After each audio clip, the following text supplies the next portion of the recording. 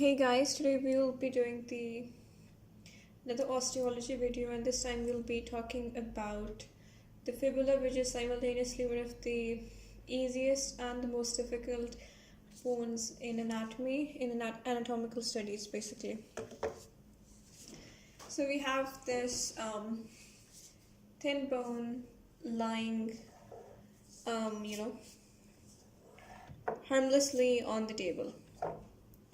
And what some people have is they have trouble identifying the fibula, but by the time we're done with this, you won't have that problem.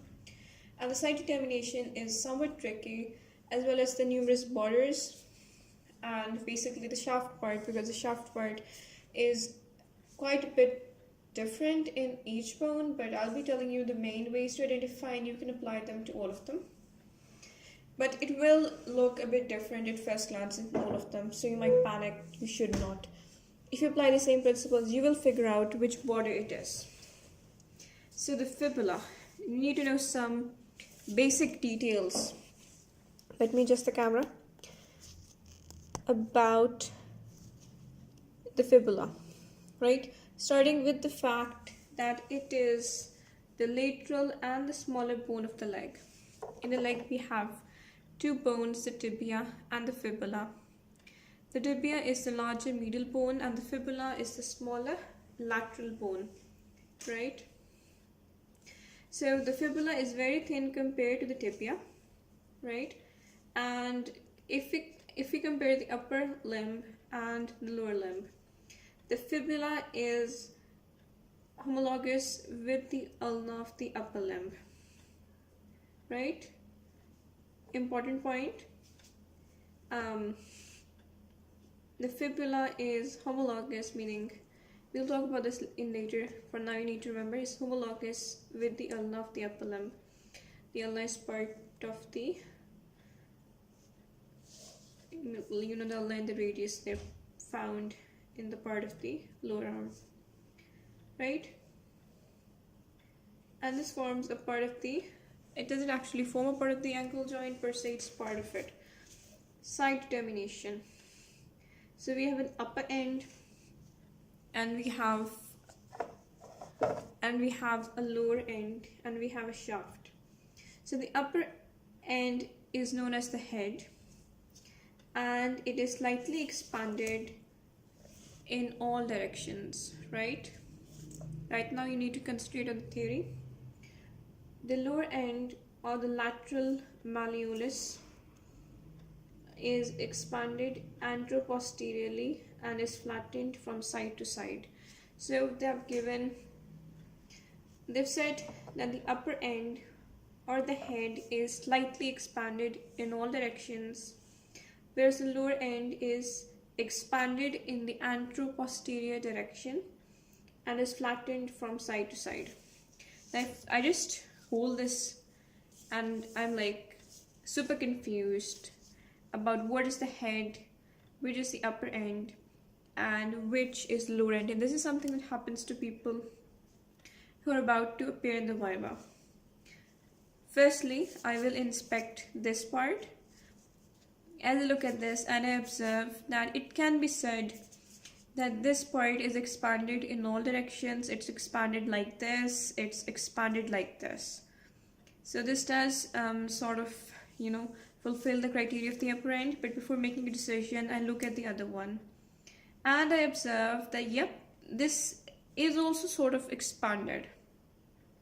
This is kind of expanded, but this is just expanded like this, or like maybe like this. It's not expanded like this per se, right? It's not expanded like this. It's mostly just expanded in one plane, so to speak, not all the planes. So this is the lower end, right?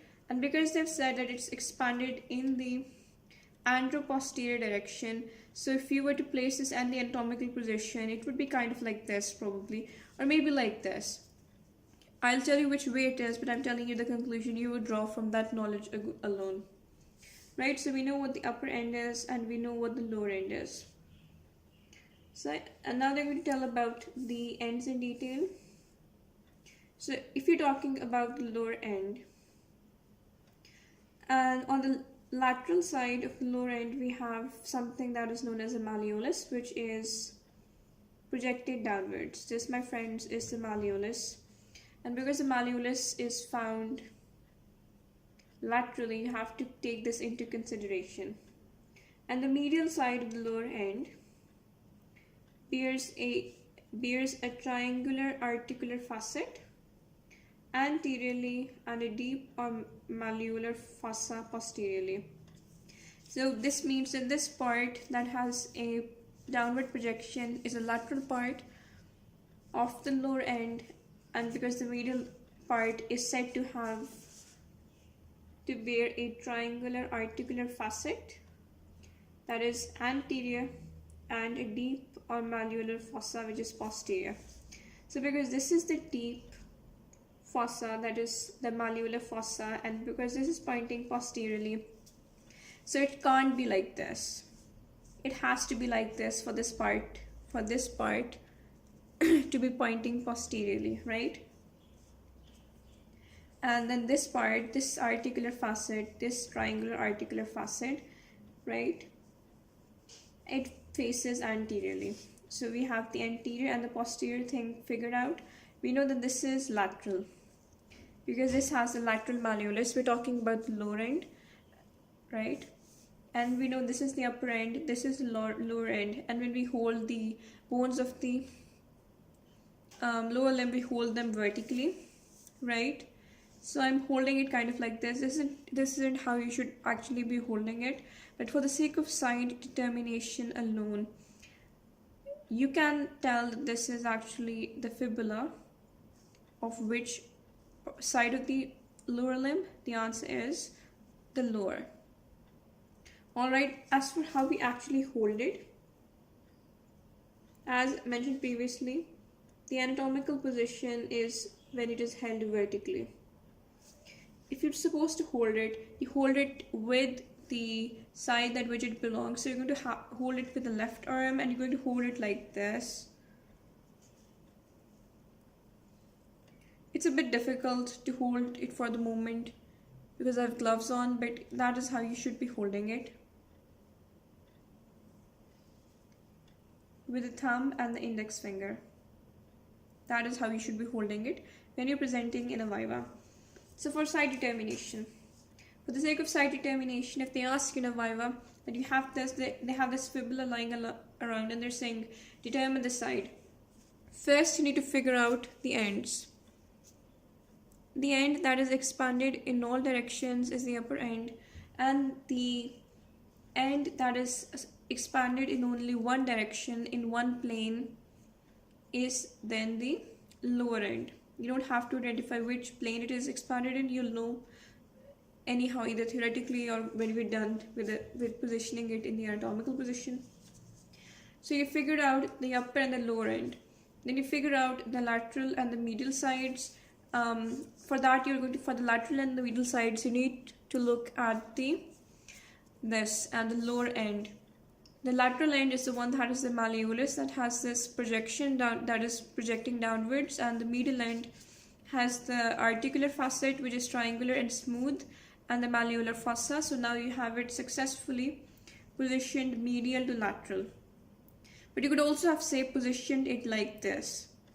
How do you know which way to position it? You need to know that on the medial end we have two surfaces. We have two, my apologies, we have two parts of significance. We have a fossa and we have a facet. The facet is positioned anteriorly. When we are positioning this in the anatomical position, this should be anterior.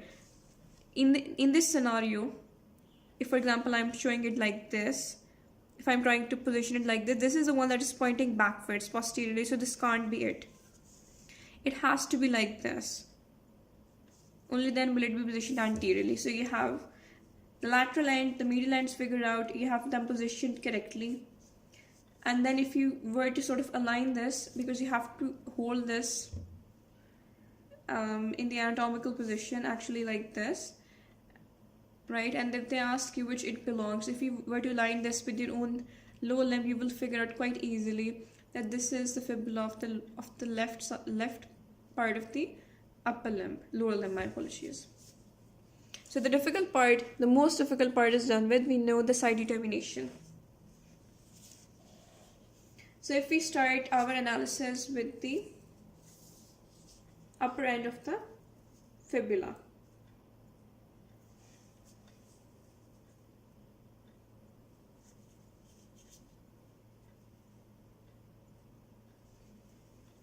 Right? So it is slightly expanded in all directions. That much is fairly visible. The superior surface, the one that is pointing upwards, because we hold this. Remember when we're studying this, you have to hold this vertically. Only then will the directions in the book make any amount of sense.